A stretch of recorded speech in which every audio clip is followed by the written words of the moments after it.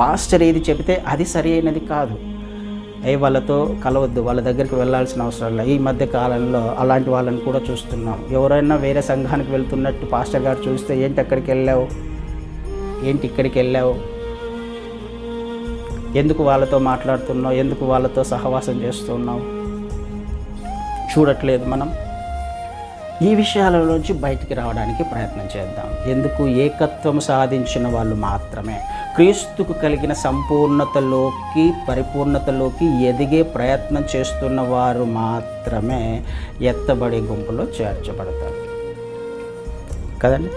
అలా సాగడానికి, అలా ఆత్మీయంగా జీవించే ప్రయత్నం చేసేవాళ్ళు దేవుని చిత్తంలో, లేకపోతే వారి మధ్యలో, అలాంటి సంఘాల మధ్యలో ఆయన నివాసం చేయడానికి ఇష్టపడుతున్నాడు.